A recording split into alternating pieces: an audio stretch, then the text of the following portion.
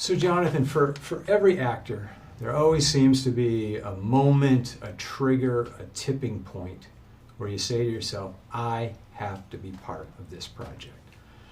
Looking back, what was that moment for you? The phone call for season 1. Okay. First 4 episodes. I mean, the character is the role of a lifetime. And even when we only thought we had 4 episodes to tell this story and maybe no more than that, for me it was like 100%. I'm in before I was ever in, you know. I had an opportunity with Dallas to do a couple of short films playing Jesus in the 4 years leading up to the show. So when I got a phone call, it was like, hey, you want to put the sandals back on? I said 100%, you know. And he was like, I don't know, probably won't go anywhere, but it'll be an opportunity to at least, you know, get a couple episodes of television under your belt. And I'm like, yeah, sign me up. And here we are 4 seasons later. Yeah, 6 years later. Yeah. Unless somebody's been living under a rock, everybody knows that you play Jesus in The Chosen. So, what can viewers expect from you, your character, in season 4?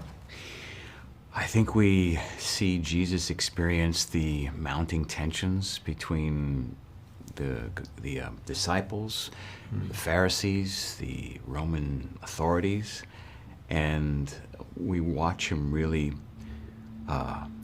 become challenged to kind of keep everybody just keeping their eyes focused on him, to stay in faith, to trust him, to hear what he's telling them. And they're not quite, it's just sort of a lot's going over their head. And I think there might be some internal eye rolling, but he's like, okay, they're going to get the lesson. So, you know, he just has to keep drilling it into them. And in the process, we're heading towards Jerusalem. So, yeah, just wait and see what's next. So this is season 4 of a 7-season arc. Simple math tells us we're at the midpoint, slightly moving into the back half. That's right. Of the series. Do you see season 4 as sort of a turning point season for the series? 100%. It's our most mature season yet, and I think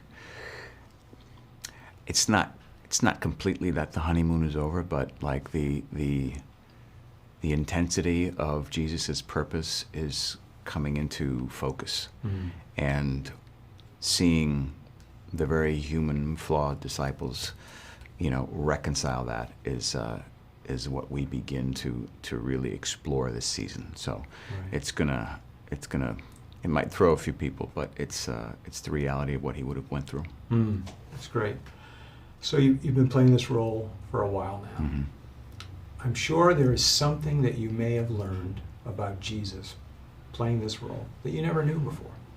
What might that be for you? Something that you never really thought about, that you came to a realization like, oh.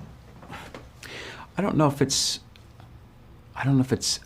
so much that I've learned something new, as opposed to having considered his perspective on some of the more mundane, some of the day-to-day, just simple interactions.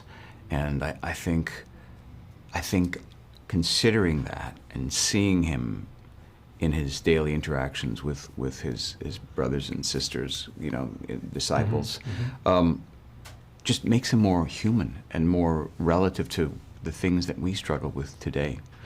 People have the same issues they did today as people did 2,000 years ago, and even longer. But to kind of see that context brought into a way that a modern audience can relate to, I think that's the thing that's been most intriguing and novel for me to really perceive.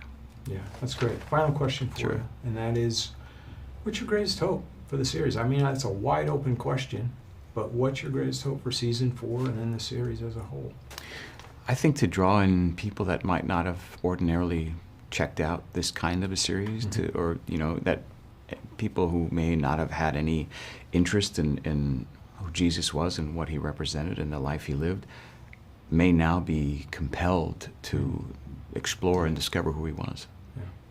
and who he is and who he continues to be. Yeah, fantastic. Thanks for the time.